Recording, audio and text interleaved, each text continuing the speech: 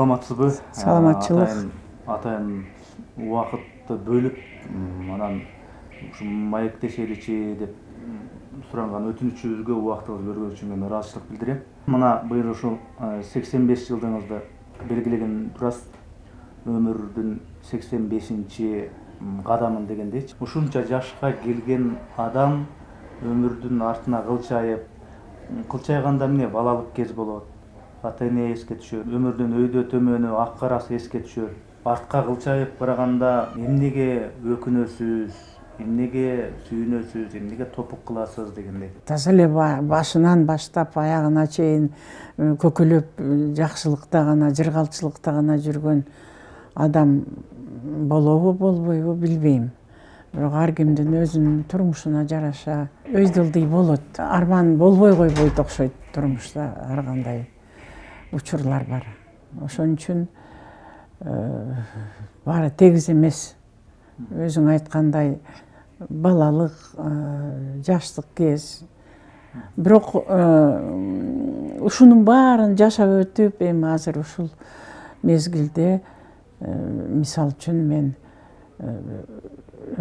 кандайдыр ыраазымын да өзүм ошо турмушка. Анткени ошол өйдөлдүйдүн баарын жеңип өтүп, азыр мындай карылыктын жакшылыгын көрүп отурам. Өмүрдү кайра өзүңүздүн колуңузга берип, кантип жайгаштырат элең, эмнесин алып, эмнесин кошот элең деген мүмкүнчүлүктү бере турган болсо, эмне кылат элеңиз ошол арткы тагдырга кайрылып мисалы үчүн? Эмнесин кандай кылат элеңиз? Муну башкачараак болсо, бул башкачараак болсо депчи. Эми суягы баягы Арман атабыздан айрылып калган, атабыздын трагедиясы. Аябай жаш кезинде кетти да киши. 34 жашында камалып, 35 жашында атылып кетти. Ошо атам жашаса, атамды көрсөм деген абдан чоң немелер баягы биз билбей жүрдүк да. 20 жылга чейин атабыз тирүү экен. Бир жакта сүргүндө жүрөт, буюрса бошонуп келет деп 20 жыл күтүп жүргөнбүз да. Анан ошол арман болду да, балалык кездеги менин арманым ошо болду. Башка менин курдаштарымдын аталары да согушка, ошо мен согуш жылдарына туш келип калды да менин балалыгым. Анан ошо менин курдаш кыздарымдын да аталары жок болуп үйүндө. Алар эми согушка барып, согуштан кат жазып, анан согуштан кээ бири кайтпай калып, кээ бири кайтып келип, ошолорду көрүп калдым да, анан ошо өзүм ичимен абдан мындай ойлончу элем да, менин атам да кайрылып келсе, мени дагы ушу булардын атасына окшоп мага көңүл бурса деп ойлочумун да. Ошол албетте менин балалык кезимдеги арманым ошол. Мына биз азыр Пишпек деген ресторанда отурабыз. Ооба. Азыр мында менюну карасак, толгон токой мындай окуп бүтө алгыс бир менюда ошо тамактар турат. Ооба. Силердин убактарда эмне рациондо, дасторкондо эмне болчу эле? Жүгөрү талкан, анан буудай талкан азыраак болор эле.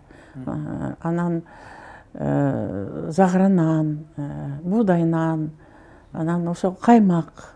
Биз эки бөлөк комнатада жашаган менен дасторкон бир болчу. Бир эртең менен бирге чай ичебиз. Анан эми жана сепаратору бар, каймагы бар да. Каймак коюлчу, анан ошо каймакка нан малып жечибиз. Анан талкандан көжө бошорат эле. Ошо талкан көжөнү ичсең, мындай неме болот окшойт. Ток болот окшойт да, ошону иччүбүз. Бул Жийде деген айыл, өзү бир эле көчөдөн турган айыл, абдан кичинекей айыл. Анан мектеп да жок, магазин да жок, аптека эчтеке жок. Бир мечит болгон экен, аны да Совет бийлиги жаап коюптур. Базар Жамбылда, азыркы Тараз шаарында, алыс. Ал кезде машина жок. Жанагы неме менен барабыз. Же араба менен, же ат менен, же эшек менен, андан башка көлүк жок.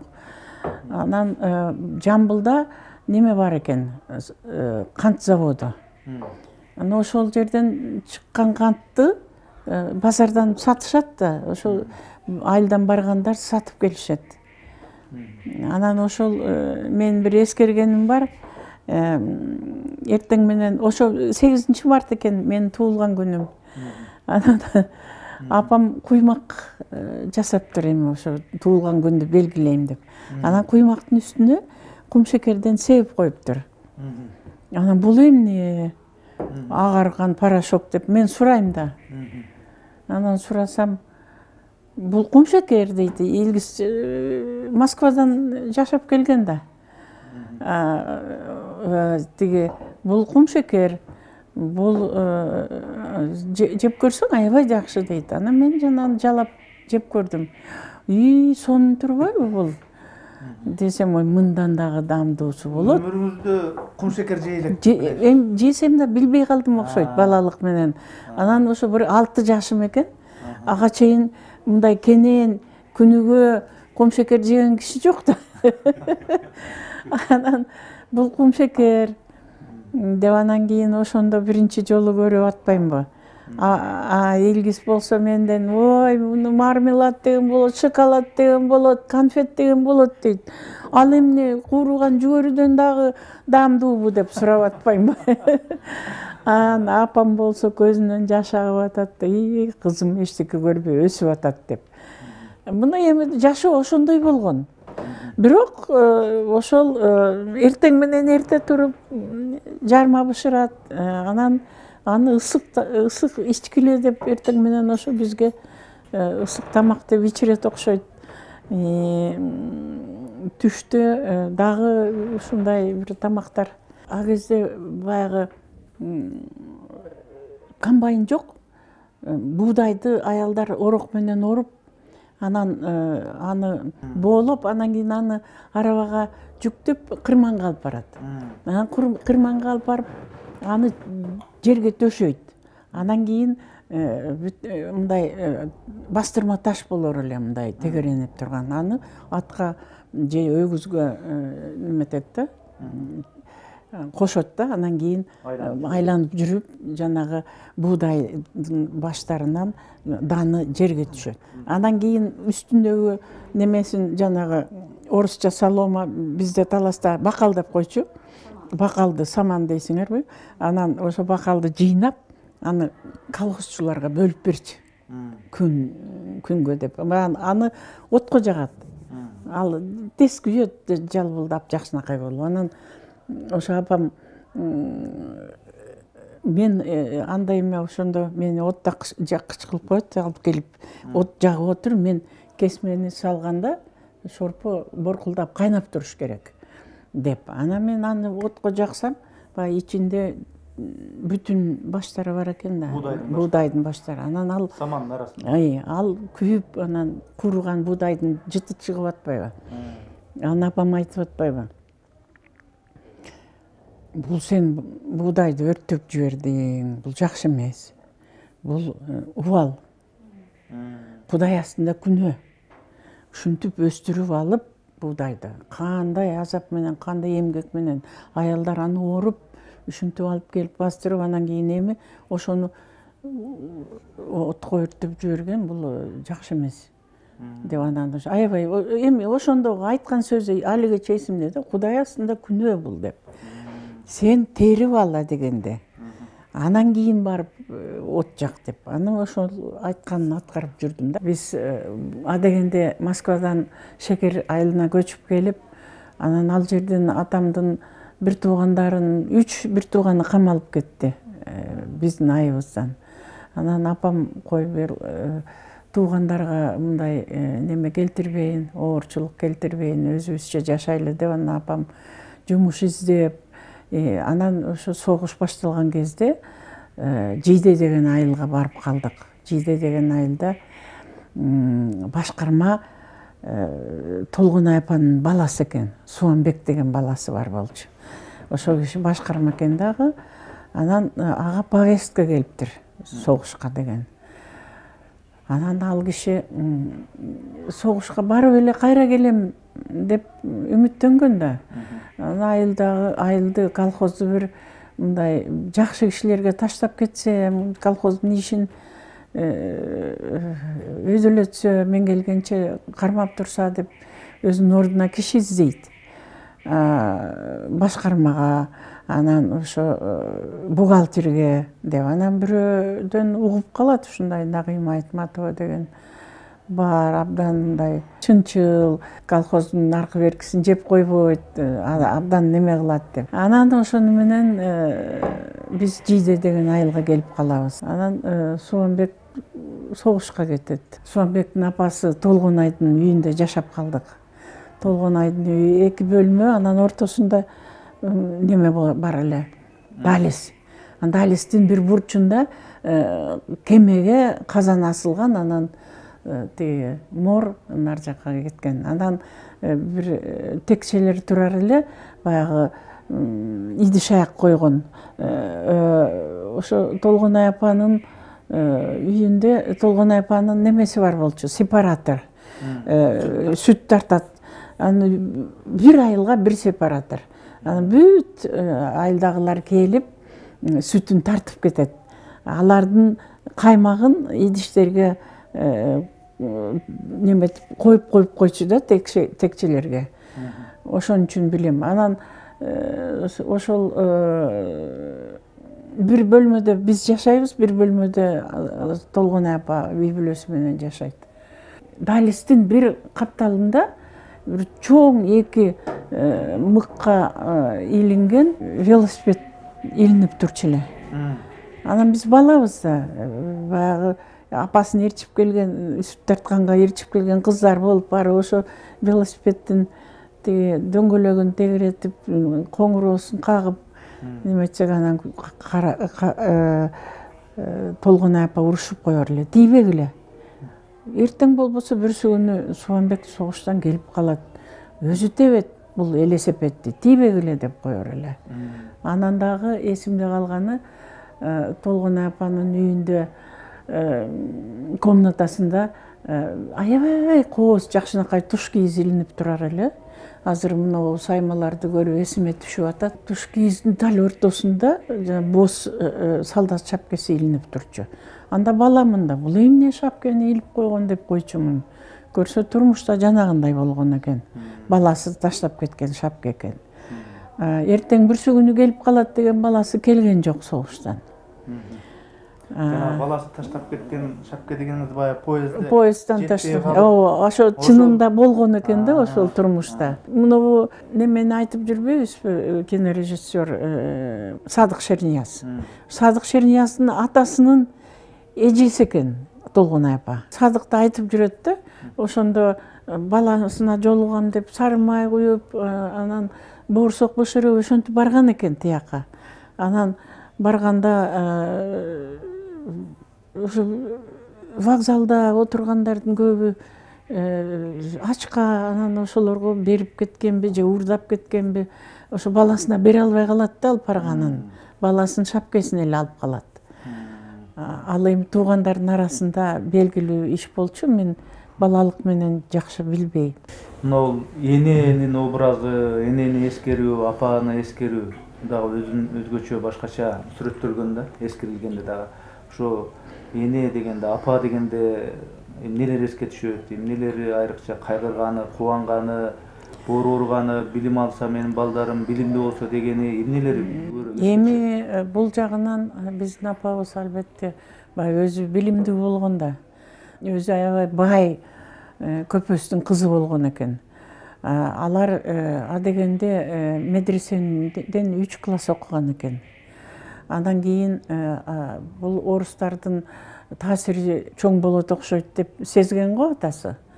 Анан орус гимназиясына бериптир. Караколдо орус гимназиясынын имарат алегече бар. ЮНЕСКОнун памятниги болуп калган. Ошол орус гимназиясын окуп бүтүрөт. Ага чейин совет бийлиги келип калат, атасынын мүлкүнүн баарын тартып алат совет бийлиги.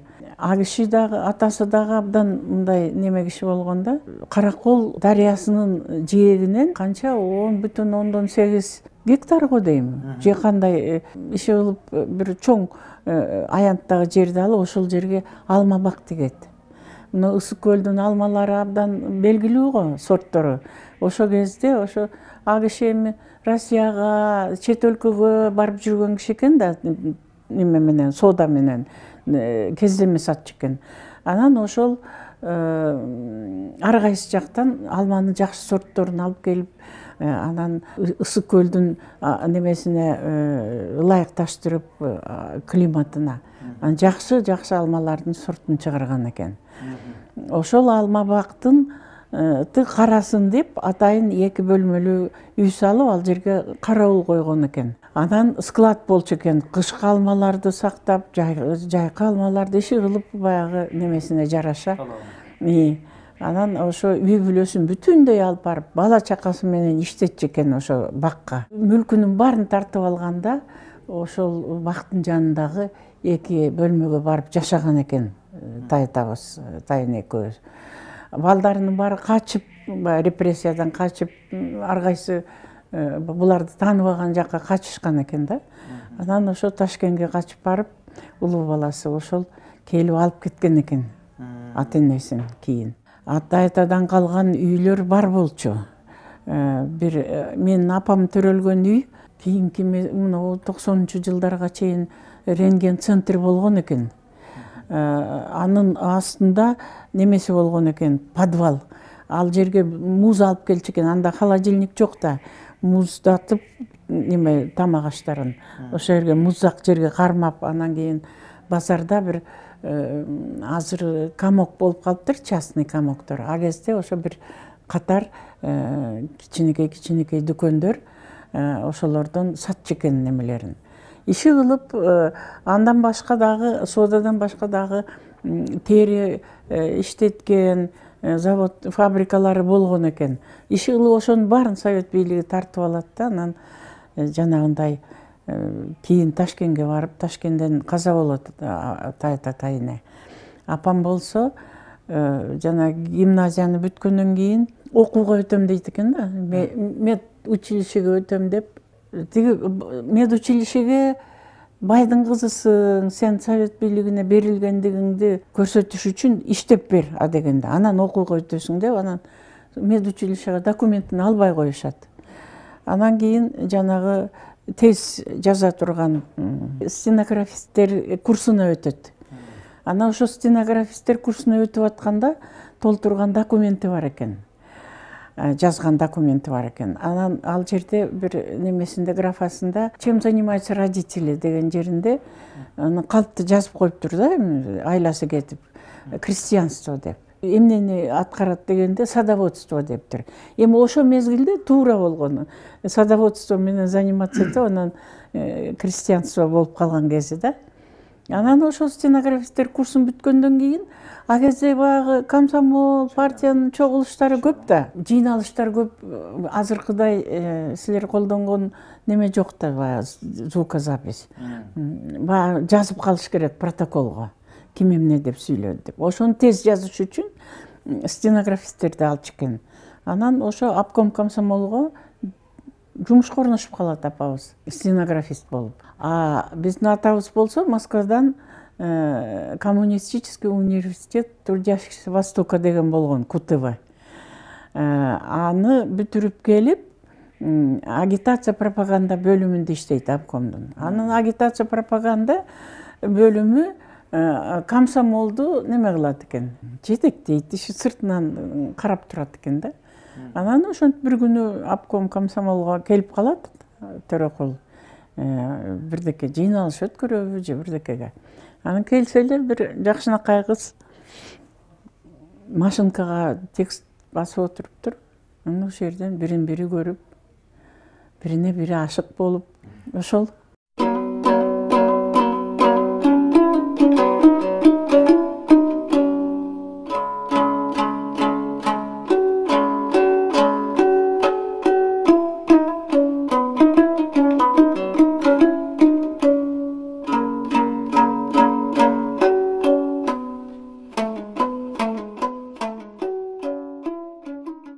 Азыркы заманда мотивация берген эле киши көп. Мынтип жашаш керек. Мындай жашасаң ошол бактылуулук деген ошол. Мындай кылсаң ошо ийгиликтин ачкычын табасың деген ушундайлар көп эди да азыр. ооба ооба Ушу заманда эмнени тутуш керек? Канткенде мындай бир өзүн мындай бактылуу сезүү үчүн адам эмне кылыш керек? Эмнеге маани берип, эмнеге маани бербей эле коюш керек? Ден соолук жагынан алганда, руханий мындай ахвал жагынан алганда эмнелерге маани бериш керек жашоодо? аябай татаал суроо бердиң. Мен Чыңгыз Төрөкуловичтун мисалын эле келтирейин да. Чоң энем аны жайлоого алып барчу экен. Өзү теңдүү балдар менен козу кайтарып, сууга түшүп, ушинтип ойноп жүрүп жакшынакай бактылуу балалык кези болгон экен. Кийин анан баягы атабыздын трагедиясынан кийин 37-жылдан кийин жанагындай эл душманынын баласы анан тигиндей мындай болуп калдык да. Анан бирок ошонун баарын туура түшүнүп, кандайдыр апабыз дагы, анан атамдын карындаштары, эркек бир туугандарынын баары камалып кетти. Анан карындаштары, бир эжеси бар эле, а киши дагы эрте каза болуп калды. Эки карындашы бизге абдан ушундай бир моралдык жактан абдан бизге неме берди да. Атаңар мындай жакшы киши болчу, мындай болчу, андай болчу, ким эмне десе десин, силер ишенбегиле деп. Анан бул бир жагы. Экинчи жагы, анан бир дагы мындай нерсе бар. Ошол атамдын бир тууган эжеси бизге бир кунажын подарить этет го дейм, ушундай бир уюн. Анан кийин баягыны биз Жийдеде жашап атабыз. Тиги ошол уюбузду бирөө уурдап кетет. Уурдап кеткенде анан Чыңгыз Төрөкулович, бул согуш жылдары Чыңгыз Төрөкулович анда шекерде иштейт, бирок ошо күнү келип калган. Анан уйду ким уурдады деп анан баягы ууруларды издеп, кошунанын мылтыгын алып, мен атып өлтүрөм деп, ал ким кайдан табат, кантип табат, аны менен да иши жок. Ушу бизди булардын үйүндө буларга бир карай турган кишиси жок, булар бир эптеп жашап аткан үй бүлө деп ойлосо керек, мен неме коргойм үй бүлөмдү деп анан баягы мылтык алып баратканда астынан бир карыя чыгып, кой айланайын, сен уй үчүн адам өлтүрөм дебе, сен бактылуу болосуң, келечегиң мындай андай болот деп айтканда, анан баягы ошол кишинин тилин алып токтоп калат да. Ар кандай немелер болот, катуу стресстер болот. Анан бирок кээ бирөөлөр айтат, бул кыдыр жолуккан деп.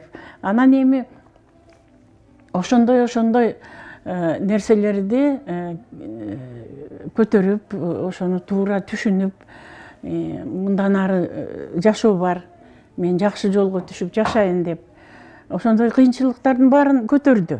Анан кийин тез эле жанагы курстан кийин Жамиля, анан бетме-беттер чыккандан кийин абдан атагы чыга баштайт. Атагы чыкканда дагы эми эсимде ошентип аябай жакшы ийгиликтерге жеткен акындар, жазуучулар, артисттер болду. Алар ошо атагын көтөрө албай ичип кетип, көөп кетип, бир ушундай жакшы атка конбой ушинтип калган кишилер деле болду. Бирок Чыңгыз Төрөкуловичка кандай атак даңк болсо да, кандай ийгиликтер болсо дагы ошонун баарын мындай тегиз көтөрдү. Ошонун баарына көөп кетпей, мен минтип калдым, антип калдым дебей, ошо жамандыкты да, жакшылыкты да көтөрө билгени ушу кишинин бактысы го деп ойлойм да. Анан эми мен 85ке чыкканым эми сыягы ошо кишинин аркасы менен биз үчүн а киши дагы үлгү болду, жол көрсөттү. Бирок эч качан өзүнүн жетишкендиктерин колдонуп бизди бир мындай колдогон жок. Мен бүгүн эле эсиме түшүп атты эле. Мен өзүм физмат факультетин бүтүп, анан кийин мугалим болуп иштеп аткам. Анан кийин менин жолдошум врач болчу. Ал кандидаттык диссертациясын жазып, анан ошентип атканда мага айтып калды, сен деле аспирантурага кирбейсиңби деп. Ой, мага эмне кереги бар деп, мен болбойм. Анан жок, сен диссертацияңды жаза аласың, жаз деп ошентти. Анан мен мындай ичимен ойлодум, колуман келеби, келбейби. Мен кристаллографияда менен алектенип жүргөм. Анан бул дагы абдан татаал предмет. Анан кийин Чыңгыз Төрөкуловичка бардым бир күнү. Мен аспирантурага өтөйүн деп атам. Десем, айтты, колуңан келеби? Эгер колуңан келет деп ишенсең, өт. Оку, диссертацияңды жаз. Мен сага жардам берем, антем, минтем деген жок. Колуңан келсе өт. Колуңан келсе өт. Абдан жакшы болот. Колуңан келбейсе, эгер анда өзүң бил деди. Ошону менен анан мен өзүм билип аспирантурага өттүм. 2 балалуу болуп калганбыз. Ошондо кызым жаңы мындай кичинекей бир 10 айлык болчу. Анан айылдан эжем келип, атамдын карындашы келип бакты. Мен аспирантураны окуп, жана диссертациямды жактап, анан а кезде азыркыдай ресторандар жок эле. Үйдөн белгилечи. Анан баягы немени защита болгон күнү үйдөн белгилейли деп, үйгө баягы мен жетекчим, ученый секретарь, наркы беркилердин баарын чакырып, анан Чыңгыз Төрөкулович да келди. Анан ошондо айтты, мен Розанын жетекчисин биринчи жолу көрүп атам деди. Мага мурун эле айткан. Мен сыртынан угуп жүрөм. Бирок мага таянып алып, бирдекесин жаздырып албасын деп, мен унчукпай койдум. Өз күчү менен бүтүрсүн дедим. Деп анан ошо жерден биринчи жолу таанышты менин жетекчим менен. Эми ал ишинин немеси ушундай болчу. Бизди бир, ой, менин жолдошум кээде таарынып калчу эле. Ой, мени министр здравоохранения кылып койсо деле колунан келет эле. Деп анан өзү бирок кандидаттык диссертациясын жактады дагы, кийин докторскийин иштебей койду, бирок тиги декан болуп, анан өзүнүн предметтерин менен сабак берип, ошентип жүрдү. Анан ошол сыягы турмушта эми биздин үй бүлөдө кандай болуп калды? Илгиз Төрөкулович геолог болду. Эжем энергетик болду, мен физик болдум. Бир эле гуманитарщик Чыңгыз Төрөкулович болду. Ал дагы өзү өтүп кетти ошого. Сыягы ар ким өзүнүн дараметине жараша, кызыкканына жараша, турмуштун өзү кандай жол берип коет, кандай жакка түртүп коет, ошого жараша болот окшойт жашоо. Анан бирок ошондо дагы ар дайым өзүңө ишенип, өзүң колуңан келген ишти иштеп. Мен эми партияга мүчө болгон жокмун. Студент кезимде зав кафедра чакырды бир күнү. Сени партияга сунуштайлы деп атабыз, кандайсың деп. Жок, мен барбайм партияга дедим. Ошо менен партияда болбой калдым. А кезде партияда жок киши өзүнүн карьерасы боюнча өсчү эмес. Ошон үчүн мен өмүр бою ардан эле силер ошо партияга жүрүр деп атса барбай коюп атсаңыз. Чыңгыз Айтматов болсо жанагы СССР кулагандан кийин мына көптөрү жазып жүрүшөт. Президент болуп калууга мүмкүнчүлүгү болсо болбой коюп атат. Кандай кишилер силер? Эми сыягы ошо өз күчүңө, Чыңгыз Төрөкуловичтун немеге президент болбошуна мен дагы неме кылгам. Таасир эткен. Телефон менен айткам, макул болбо. Анткени ал кишинин мүнөзү мындай жөнөкөй, ишенчек, бала кыял. Анан анын тегерегине кошоматчылар жыйналып алып, ишендирип, бир жаман иштерди жасап койсо, жаманатты болуп жүрөбү деп, анан мен эч макул болбо десем, мен ансыз деле болбойм деди. Анан кийин болбогону жакшы болуптур. Немесе андан күчтүү, мүнөзү андан неме кишилер деле кандай жаманаттуу болуп калды. Анан ошо ар ким өзүнүн колунан келген ишти жакшылап аткарыш керек окшойт. Мен жөнөкөй мугалим болдум өмүр бою. Анан 8 мартта төрөлдүм деп атпаймынбы? Атымды да Роза коюшат. Анткени Роза Люксембург деген абдан белгилүү революционерка. Ошонун аты мода болуп турган окшойт ошо кезде. Атам роддомго барып, кыз төрөлгөнүн билип, анан үйгө келе атса, короодо чыңгыз ойноп жүрүптүр. Анан кийин, ай, карындаштуу болдуң, атым эмне коебуз десе, Роза дептир биринчи эле, өзү айтып берген. Сразу эле Роза дедим дейт. Анда муну «Известия» деген газетага бүгүн бир макала чыгыптыр. Испанияда ал кезде граждандык согуш болуп аткан. Ошол граждандык согуштан партизанкасы Розетта деген болуптур. Ошонун атын коелу деп, анан менин атым Розетта болуп калыптыр. Ана Розетта Төрөкуловна, билбейм, жарашабы, жарашпайбы?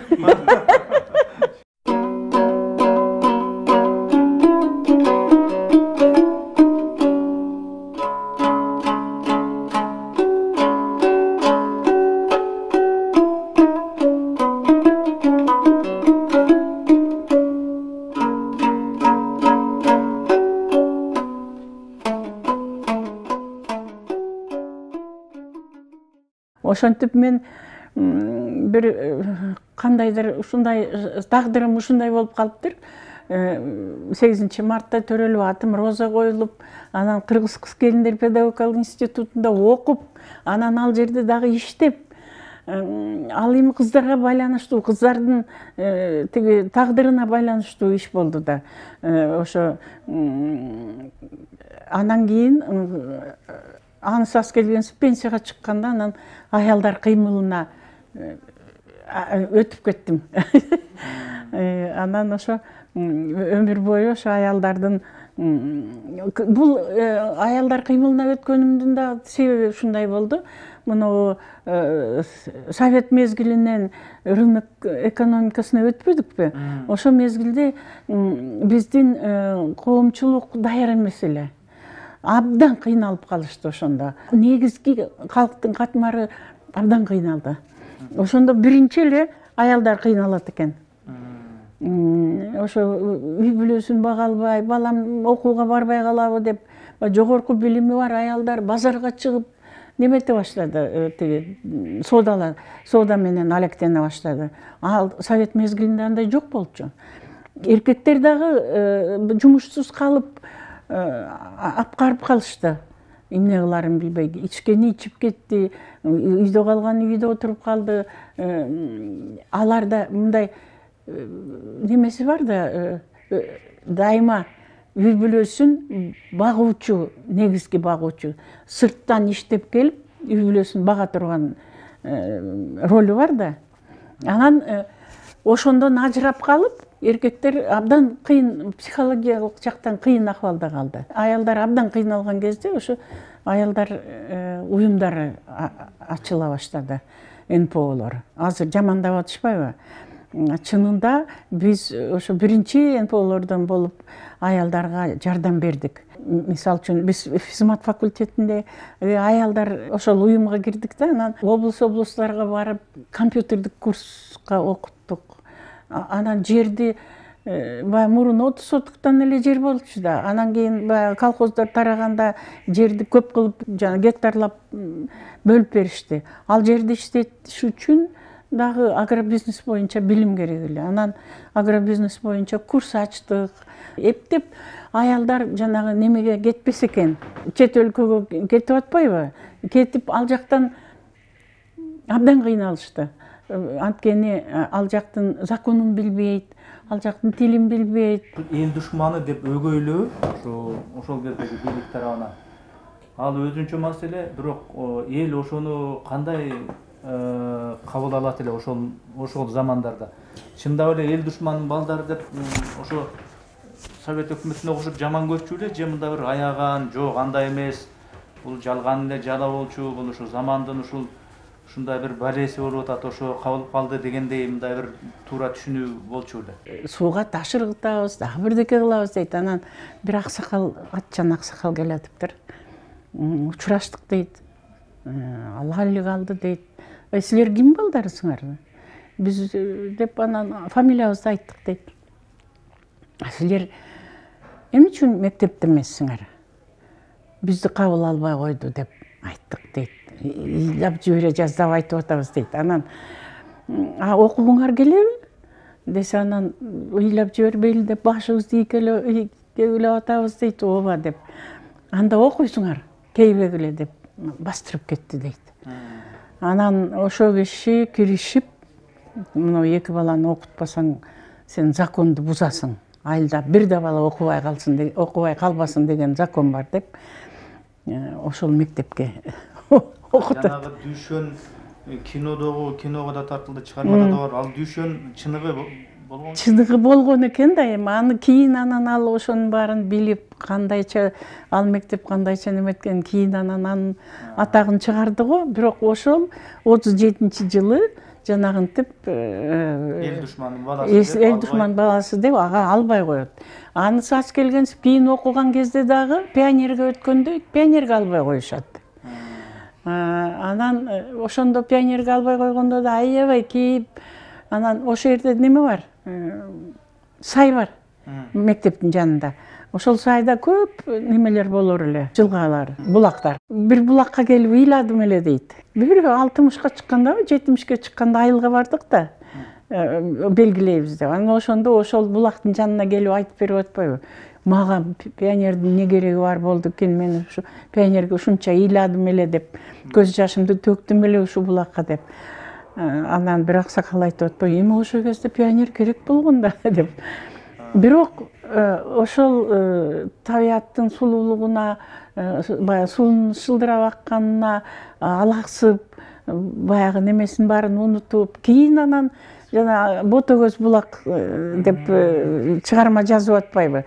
Мен ойлойм, ошо анын ушундай немелеринен, ушундай бир кыйынчылыктардан мүмкүн ошо балалык менен окубайм, барбайм деп койсо деле болмок, же бир хулиган болуп кетсе деле болмок. Бирок ал ошо кандайдыр бир жол таап, ошонун баарын жеңип өтүп, анан кийин жанагындай ийгиликтерге жетти да.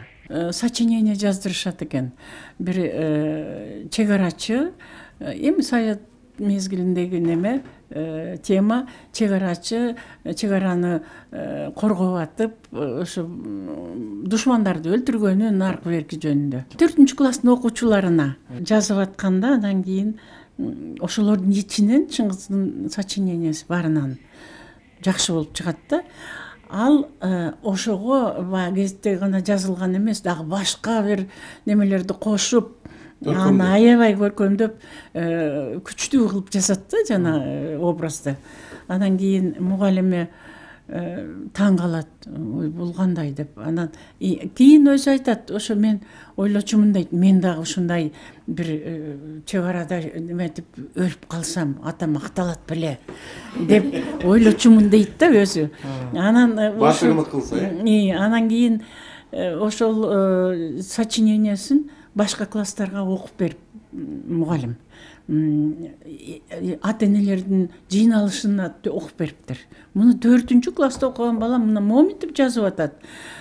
Бул келечекте момундай болот деп баягы бир ушу көтөрмөлөгөн окшойт да, аны билишет да мугалимдер.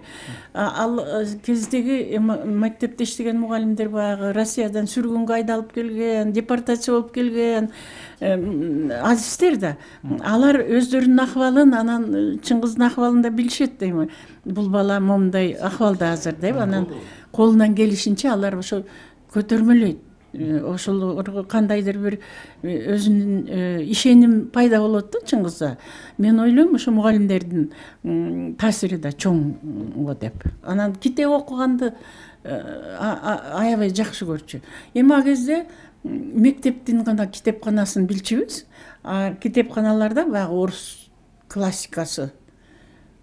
Анан эсимде, мен 2-чи же 3-класста окуп жүргөндө сен тиги мектептин китепканасына жазылдыңбы? китеп алып атасыңбы? Жок. Эртең барып жазылып келдим. Эртеси барып жазылып келдим. Анан бир кичинекей китеп алып келип окудум. Анан айтып бер деди, айтып бердим. Эми муну өткөрүп ордуна башка китеп ал. Деп ушинтип багыт берип турчу да, өзү ошондой иштесе керек, анан бизге дагы ушинтип багыт берип турчу улуу агабыз катары. О китеп окубай калды деп атпайбы? Азыр окуганга убактысы да жок. Ошол китеп окубаган коом эми кандай болот? Китеп окубаса деле мына технология, интернет деген бар. Китептен билбеген нерсесин интернетте Google деген нерсе бар. Бир басса бүт баарын айтып коет экен. Туура. Ошон үчүн китеп окуштун деле кереги жок деген ушундай пикирдеги адамдар дагы болуп атат. Негизи кантип китеп окутабыз? Же жанагы аудио китептерди мына өзүңүздүн чыгармаңызды өзүңүз бир угуп көрдүңүзбү? Ошондойлорду көбөйтөбүзбү? Ошол боюнча пикириңизди айтып койсоңуз. Эми заман өзгөрүп, чын эле совет мезгилинде китеп окуганды абдан жайылткан экен биздин мамлекетибиз. Китеп окуганда адам ойлонот, кандайдыр бир окуп атып деле келечеги неменен бүтөр экен, кандай болор экен деп абдан ойго түшөт. Бул абдан жакшы да адамды ойлонткон. А бирок азыр ошо кызыкчылык жок болуп атат, окубай калып атышат. Аны да жанагы бир жагынан интернет, телефон. Мен бир 6 жашар чөбөрөм бар. Бая күнү мен бир тиги сүрөт издеп шкафтан альбомдорду чыгарып, анан кайра кое албай жатам да. Анан жардам берчи мен уларды коюп койгонго. Мунун ичинде сүрөттөр бар, документтер бар, менин архивдик материалдарым. Мен өлсөм сага калат. Сен улантасың муну. Десем макул деп жардам берди. Анан бир аздан кийин айтат: "Эне, телефонуңда мага калабы?" дейт. Ооба, телефонуңда сага калтырам. Компьютериңде мага калабы? Ооба. Эми азыр эмтең компьютер, телефон дегенде тим эле жармашып калат да. Муну кантип неметиш керек? Чынында эле жанагы Google'га басып коюп, бир нерсени окуп, ал тез эле мындай бир кичинекей информация болот дагы. Эсте деле калбайт болуш керек деп ойлойм. Баягы китеп окуп, ага ошончолук баягы берилип, ойго баткан абал болбойт да. Анан бая күнү ушу сен менин Актай барактарымды окуган экенсиң. Мен аны билбей эле, укпай эле, кокусунан өзүмдүн фейсбугума кирсем, Актай барактар, анан Эрнис Кыязов деп жүрөт. Көрөйүнчү деп басып, уксам, айланайын. Бир кезде жакшы эле нерсе жазып турсузбу?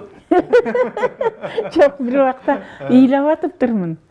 Анан неберем келип бир аз укту дагы. Өзүң жазып алып, өзүң ыйлайсыңбы деди. Анан эми ошондой кылып окуп атпайбы деп атам. Эми бул аудио китеп дагы жакшы го деп ойлойм да. Ошончолукка жеткизсем, башкалар деле укса, бул жанагы интонация менен ошонун ар бир немесин каармандардын образын ушундай неме кылып окуп берип атсаң, мен ойлойм бул дагы абдан ошол неме да. Эми бая күнү немени да уктум, кат келдине да уктум. Баштан аякка чейин отуруп алып уктум. Анан ал дагы ушунчалык баягы ошондо бааладым, жакшы жазылган экен деп. Согуш учурун, абдан согуш учуру, элдин акыбалы, өспүрүмдөрдүн акыбалы, ушулардын баары жакшы жазылыптыр. Аны билбеген балдар бар да.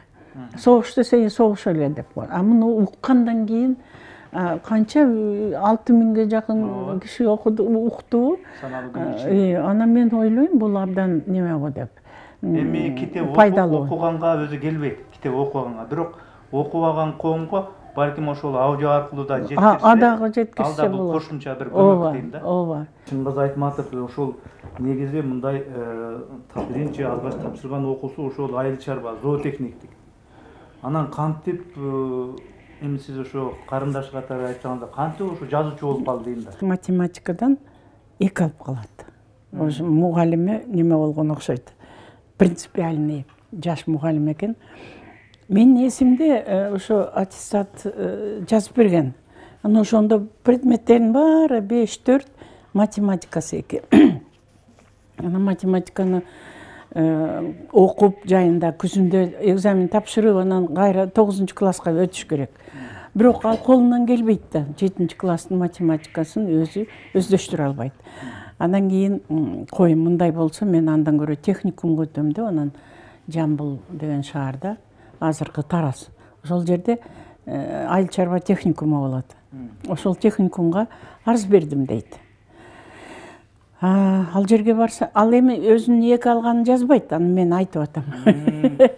Буга чейин эч жакка чыга элек. Чыга элек. Жок, анын да өзүнүн историясы бар. Анан техникумга барганда собеседование болду дейт. Аны сен жакшы бала турбайсыңбы? Зоологияны билет экенсиң, ботаниканы билет экенсиң, сени 2-нчи курска алабыз деп, 2-нчи курска алышат. Анан ошол техникумда артыкчылык диплому менен бүтүрүп, анан кийин айыл чарба институтуна өтөт да. Согуштан кийинки жылдар база жок, ферма жок. Сабак бергендер ошо Ленинград, Москвадан багы сүрүлүп келген профессорлор эмне кыларын билбей, анан кийин базарда, ал Жамбылдын базары бай илгерки Жибек жолунан калган базар да. Ал жерде аябай киши көп болот. Анан эшек менен келишет, ат менен келишет, арава менен келишет. Анан жүргүлө эми базардын немесин, малын көрөлү деп, анан кийин алып барып ошол жерден сабак өтөт. Анан кийин сен мына ошондо мына эшектин жөнүндөгү тема экен, ушуну айтып бер деп айттырып атса, ал биздин айылдан бир кишинин эшеги болуп чыгат. Ал киши эшегин минип кетейин деп келсе, Чыңгыз жанында турат, эшектин тарыхын айтып. Анан айылда жана эжебиз бар да, атамдын карындашы. Ал ошо мактанып коет окшойт. Эми агасынын баласы, агасы тигиндей болуп калып, анан балдары кандай болот деп баягы катуу неметет да, кейит. Анан ошо немелерге мактанып коет окшойт. Чыңгыз окууга өттү. Ушинтип окуп атат Жамбылда деп. Анан баягы киши келип айтыптыр, ой, кара кыз жөн эле мактанып атыптыр, Чыңгыз эшектин окуусун окуйт экен деп. Анан кийин Чыңгыз эчтеке билбей айылга келсе, кара кыз апам таарынат дейт, сүйлөшпөй. Сени бир түзүгүрөөк окууга өттү десе, сен ушу эшектин окууну, эшек деген толуп атпайбы айылда? Окубай эле кой аны деп. Ал ошондой болгон. Ошентип анан айыл чарба институтун бүтүрдүм. Андан мен азыр адабий чыгармаларды жазып атам. Орусча, кыргызча, 2 тилде жазам. Бирок мен ушу мага адабий мындай дейт да, я нуждаюсь в углублении литературных знаний. Антпесе мен чыгармаларымды жакшы жаза албай жатам деп. Анан кийин ошол арыз менен окууга алышат. Бул эми 3 жыл зоотехник болуп иштегенден кийин барып Москвага барып окуду, жанагы курска, адабий курска. Анан ал ошо жанагы неме математикасы болсо, анын жанагы мугалими эми ал кезде согуш жылдарында ошо Покровка деген айылда мектепте окуду, 8-класс. Менин эсимде Гогольдун ревизор деген немесин пьеса кылып коюшкан. Эми ал райондун ичинде баары барып, ата-энелер барып көрүп, аны ошондо городничийдин ролун аткарган. Бир неме мурут коюп, анын сүрөтү бар болчу. Айтматов өзү аткарат. Өзү 8-класста окуп жүрүп аткарат да. Аябай берилген окшойт да ошо адабиятка өзү ошондо. Анан жанагы сүрөтүн мен көтөрүп жүрүп эле мен жоготуп алдым окшойт. Баягы үйдө эң кичүүсү болуп, анан мактанып, анан мындай андай деп ар кимге көрсөтүп атып. Андан кийин ошентип неме кылды. Баягы мугалими, математик мугалими. Неме экен? мындай принципиальный окшойт да эми. А кезде менин эсимде, мен деле ошо согуш жылдарынын балдарына кирем дагы, анан биз бир топ кечирээк окудук. Окуганга мүмкүнчүлүгүбүз болбой. Анан ошо Чыңгызга окшоп окуудан калып калгандар деле бизге кошулуп окуду. Азыр менде сүрөттөрү бар ошол. Сүрөттөрдө ошо чоң балдар 3-чү, 4-чү класста окучу. Анан ошол ошондой болуп калды да, анан согуш бүткөндөн кийин бир тобу Чыңгызга окшоп, Чыңгыз бир эле класста аттап өтсө, алар 2 класс, 3 класс аттап өтүп, анткени Совет бийлигинин закону бар болчу, всеобуч. 7-чи классты бүтпөсөң болбойт, ошо антпесең тиги балекетке каласың. Анан ошо эптеп бүтүрөйүн деп неметишет да. Анан ошо Чыңгыз ошентип жанагы мектепте окуп жүргөндө математик мугалими неме кылат. 2 коюп коет да, анан кийин ал аял күйөөгө чыкпаптыр, бала чакасы жок экен. Картайганда карыялар үйүнө туш келип калыптыр. Бизде Бишкекте карыялар үйү 100гө жакындап калыптыр да, анан унутуп калганбы, мактанат экен Айтматовду мен окуткам мектептен деп. Андан кийин 100гө чыгып атат. Эжекеси келгиле деди. Анан Илгиз Төрөкулович, мен, Аскар үчөөбүз бардык жанагы эжекесинин 100 жылдыгына. Илгиз Төрөкуловичтин кулагы жакшы укпай, адабияттан сабак берген, ушундай даярдаган сонун мугалим деди. Анан карыялар үйүнүн директору айтат, жок, бул математик болчу дейт. Анан мен, бул 2 койбоду беле. Анан Аскарга айтып атпаймынбы, 2 коюп алып, эми эмнесине мактанат? Унутуп калган окшойт. Ал мелочтун баарын. Но окутканын билет окшойт. Анан мен окуткам деп эле мактанса, анан тигилер да бир мероприятие өткөрүп коелу дейт да. Анда Аскар мага айтат, эми бул турмуш. 2 койгон, туура койгон. Анан бирок бул неменин баягы тагдырын өзгөртүп жибергенде 2 коюп. Анткени эптеп көз жумуп 3 коюп өткөрүп жиберсе, ал 10-чу классты бүтүрөт эле. Анан кийин а кезде армияга алып кетчү 3 жылга. 3 жылга армияга кетет эле. Келгенден кийин окууга мындай кызыкчылыгы болот беле, болбойт беле, же ошо менен токтоп зоотехник болуп отуруп калат беле деп ошентет да. Аскар айтат, бул мугалимдин дагы өзүнүн бир ролу бар. Мына турмушта ошентип мунун тагдырын өзгөртүп жиберип, кийин анан ал жазуучу болуп чыкты. Болот беле, болбойт беле деп ал аны жактап атпайбы? Ал мугалими 104гө чыгып, жакында былтыр беле каза болду. Анан математикага байланыштуу да бир немеси бар. Математиканы билбей калды да. Анан сельхозинститутка өттүм дейт, 1-чи курска. Ал жерде математика болот, эми мындай элементарный эле математика, бир семестрби ушундай. Ага экзамен тапшырат экен. Анан экзамен тапшырганы келсем, бир теңдеме келиптир дейт. Өзү айтып берген мага.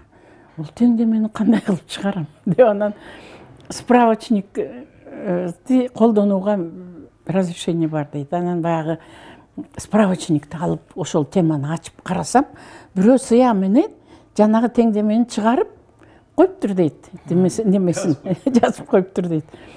Кудай мага берди деп көчүрүп алдым дейт. Анан барып экзамен тапшырып, ошону менен математикадан кутулдум деп бир айтып берген мага. Правдага корреспондент болуп жүргөндө неме кылат, жанагы Өзбекстанга барып, өзбөктөрдүн жыйнаган бактасынын түшүмүн жазат да.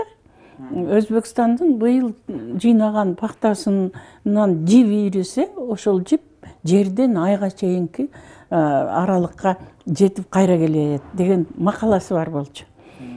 Анан аны эми бирөө чыгарып берген го, ал бактадан кандай жип чыгат. Анан менден сурап атпайбы, туура чыгарыптырмынбы? ошол макаласы чыккан кезде. Анан мен астрономияны окуп жүргөн кезим, мен физикмин. Физикада астрономия окутат. Анан мен дагы айга чейинки аралыкты билип, анан туура эле десем, анан ошондо айтып берген, ошо математикадан кантип кутулганын. Эми турмушта ошондой болот экен. Мына азыр Киевскийде агропромдун астында эстелиги турат. Ошол жерде мурун бала бакча болор эле. Апам көрсөткөн мага. Ушуга Чыңгыз келчи эле деп. Азыр мындай ойлоп отурсам, ошол бала бакчанын коросунда примерно жанагы эстелик турат. Аны ошол бала бакчага барат экен. А кезде Ленчил жаш деген газета жаңы чыгып, анан ал газетага жаш журналист барат экен, жанагы Райхан Шүкүрбеков деген. Бул эми мындай 33-34 жыл болсо керек. Али кыргыздар баягы көчмөн турмуштан отурукташканы менен мектепке балдарды кандай кылып даярдаш керек деген маселе турат экен да. Анан Райхан Шүкүрбековго неме беришет, тапшырма беришет. Элге ушундай макала жаз. Балдарды мектепке кандай кылып тарбиялаш керек деп. Макул деп Райхан Шүкүрбеков ошол бала бакчага келет экен. Дагы анан старший группаны чакырат. Анан балдарды тегерете отургузуп алып ар кимисине суроо берет. Бала бакчада эмне кыласыңар, үйүңөрдө эмне кыласыңар, эмне жагат, эмне жакпайт, китеп карайсыңарбы, жомок билесиңерби деп ар кандай суроолорду берет. Анан ошо балдардын ичинен бир бала мындай бир аябай жакшы жооп берип, уялбай, коркпой, үркпөй, жакшынакай жооп берип атат. Анан ойлойт, ушу баланы эле алып калайын, калган группага жиберейин деп, анан кийин ошол баланы алып калат. Ал бала Чыңгыз Айтматов болуп чыгат. Аны экөө сүйлөшүп, анан сурайт, эмне кыласың, үйдөн эмне кыласың. Анан ал айтып берет, мен үйдө өзүмдүн бурчум бар, атам жардам берип түзгөнбүз. Ал бурчумда менин оюнчуктарым бар, жана жомок китептер бар, сүрөт тарта турган кагаз, калем, тиги булардын баары бар. Анан мен азыр немени тиги печатный тамгаларды тааныйм. Анан азыр жазганды үйрөнүп атам. Эми ал кезде шарт башка да, водопроводдун аркы берки жок окшойт. Анан баягы ойноп, коронун ичинде ойноп, чаң болуп келем дейт. Анан кечинде жатарда апам жылуу суу даярдап, бутумду жууп, анан жатам. Анан жатканда апам же атам келип жомок окуп берет. Мен ошол жомокту угуп уктайм дейт. Тиги оюнчуктардын ичинен кайсы оюнчукту жакшы көрөсүң десе, машинени дейт. Машинем бар дейт. А кезде азыркыдай оюнчуктар жок да. Анан машине дагы ал кез үчүн бир жаңылык окшойт. Анан аны аябай жакшы көрүп ойнойт экен дагы. Анан айтат, чоңойгондо ким болоюн деп атасың десе, шофер болом дейт. Шофер болбой калды бирок. Зоотехник да болбой калды, шофер да болбой калды. Шофер болбой калды. Бир өзү бир неметти, баягы машинесинин водители бар да, ошону бир үйрөт деп неметкен экен, бирок үйрөнө албай коюптур. Анан өзү айтар эле кийинки жылдары айрыкча, машинеге түшсөм эле уктап кетем, уктап кетсем эле түш көрөм, түстүү түш көрөм дейт. Анан деги ушудан кутулбадым деп эле. Бир жолу мен өзүм ошо Фрунзеден Ысык көлгө чогуу бардым. Анан ошо ойгонуп кетип эле, ой бала болду, ушул түштөрдөн кутулбадым деп. Анан мен өзүм ойлойм, соягы баягы ойлоно берип,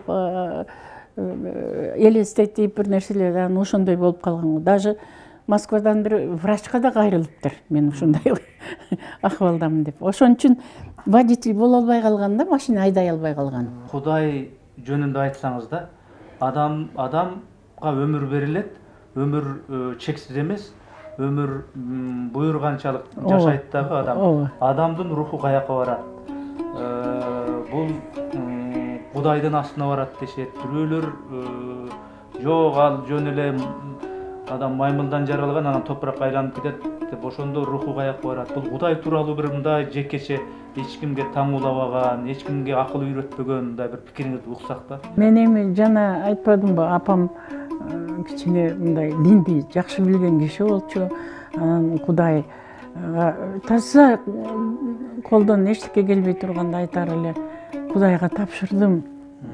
Ушуну бир жакшы бүтүп кетсе экен, ушул айрыкча атабыздын тагдырын айтар эле. Кудайга жалынабыз. Кээде ушу айланайын, Кудай жакшылыгыңды бер, келечегибиз бир кенен жакшы болсо экен, элибиз бир жакшы шартта жашаса экен, биз дагы башка мамлекетке окшоп цивилизацияга жетсек экен. Ушу мунун баары баягы өзүбүздөн, анан ошо Кудай нар жактан багыт берет деп ойлойм.